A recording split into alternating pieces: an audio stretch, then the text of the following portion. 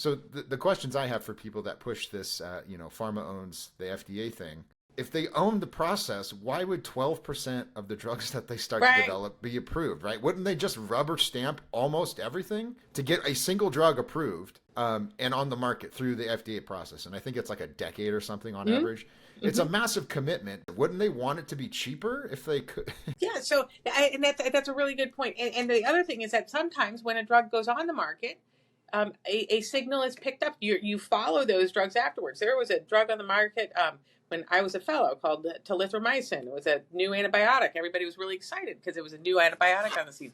It wound up causing some problems that were picked up in post marketing surveillance, and so it got removed from the market. Not all of that 10% actually makes it even past launch. So, and companies are, interested and want to make sure that what they're getting to patients is safe. I've actually had conversations with people. I'm like, do you really think that have made claims that companies are all in it for the bottom line? And I'm like, do you really think my colleagues that I work with every day go into work and say, I want to develop something that's going to harm a patient, that's a good business plan?